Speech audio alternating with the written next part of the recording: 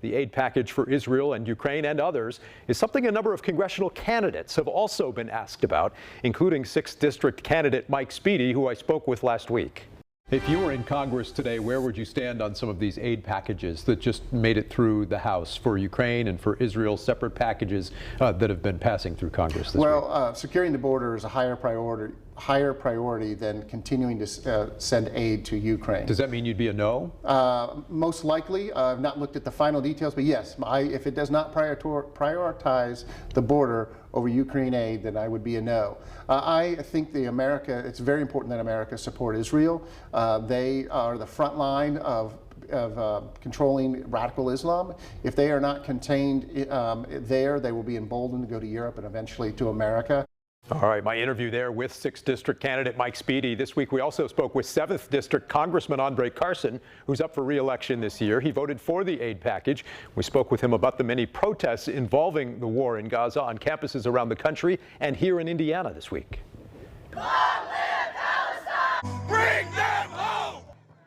Dueling protests at Indiana University this week amidst a number of demonstrations around the country this past week. Centered on the war in Gaza, several arrests made in Bloomington as police cleared that protest. There were also protests this week outside the governor's residence in Indianapolis, leading to more arrests with protesters blocking the street.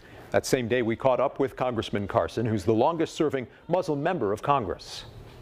You know, the people have spoken, and this is an issue that needs to be resolved. If we're talking about leveraging our taxpayer dollars and making sure that our taxpayer dollars are going to places without any accountability, then that's unfair to taxpayers.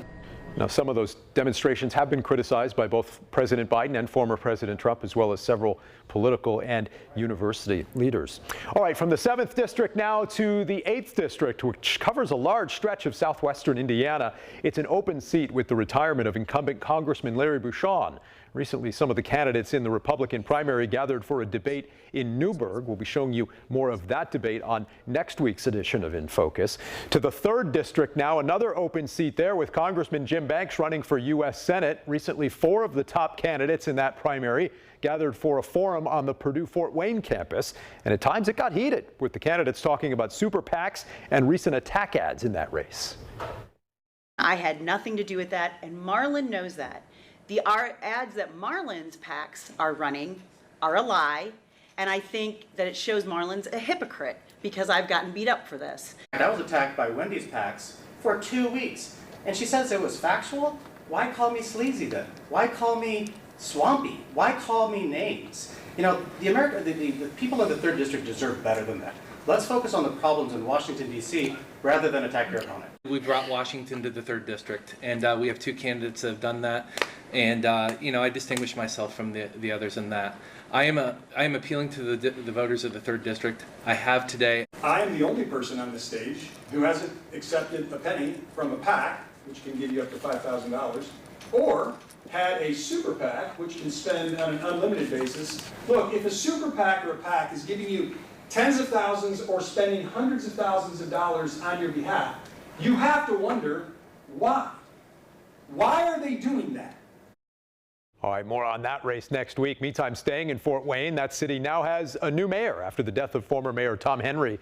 Last weekend, local Democrats caucused to choose a replacement and selected Sharon Tucker, who served on the Fort Wayne and Allen County councils. Tucker's the first African-American and second woman to ever hold the position there. We're going to continue the economic development that we've seen downtown and in our neighborhoods, because what we know is that when we invite economic development to our communities and support entrepreneurs from inside, it just helps strengthen our economy, and a robust economy helps provide opportunities for everyone.